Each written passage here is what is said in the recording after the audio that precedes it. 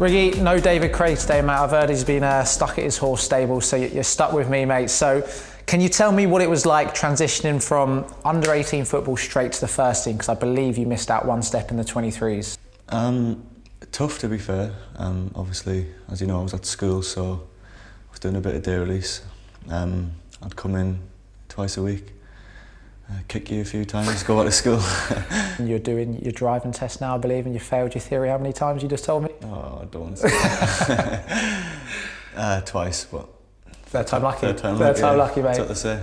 Obviously, coming up to the first team's quite, I remember it myself, quite difficult. How did you find the transition? Was there anyone that you kind of remember that kind of helped you in that part?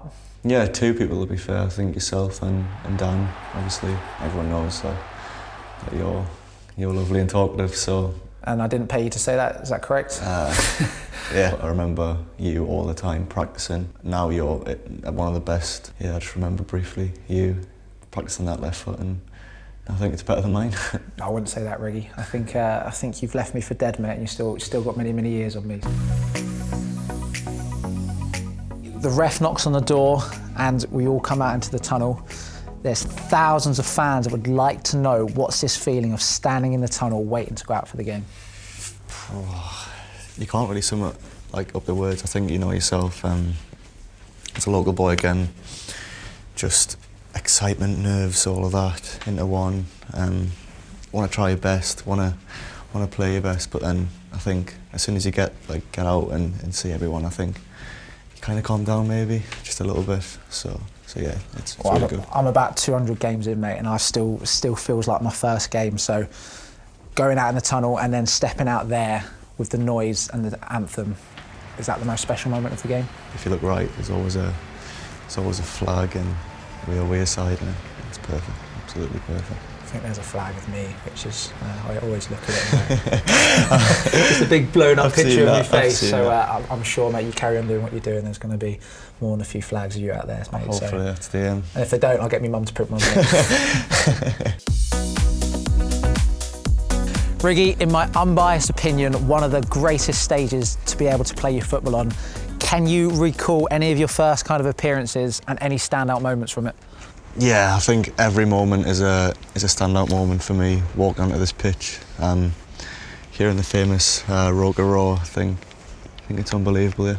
Lots going through your mind at that point, chill out. Are you singing it? Do you know the words or not yet? Yeah, but I'm not singing it. So.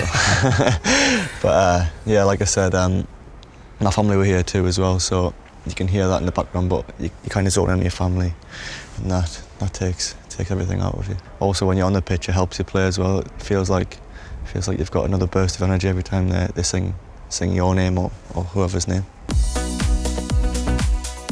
Riggy, probably a very special part of the pitch, this bit in particular, where history maker, youngest player ever to score for Sunderland, and also scoring on your Sunderland debut.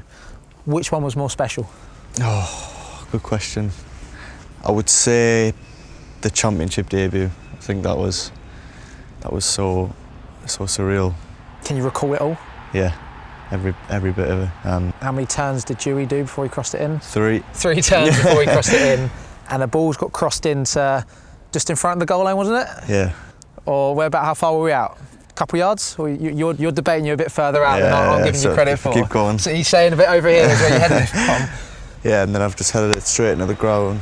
Probably should have saved it, but went in, ran over there.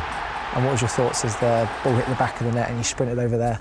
I could hear all the fans, and then it just stopped, and I felt like I was in a world of my own. And how many goal celebrations did you manage to get in that little 10-second period? About 5. Nice. And then Ballard picked us up for 6, and then you picked us up 7. But yeah, honestly, great day for me, that. How much did it mean to your family as well over there? So much. I think there's a clip of me hugging my dad after the game.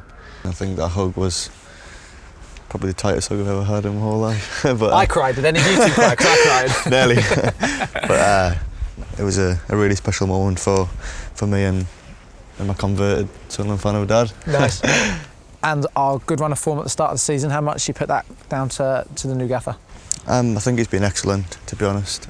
Coming in, obviously, by himself, he would have been nervous. New language, new culture, but I think he's done excellent so far. In terms of aspirations for yourself, the club, what does it look like?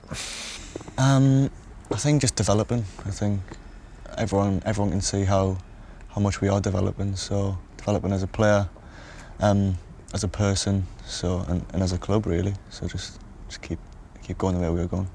Nice. Well, Riggy, the boys love you. I think everybody in the city of Sunderland love you. I know your old man does from your embrace. So just keep doing what you're doing, mate, and let's have a good season. Cheers, mate.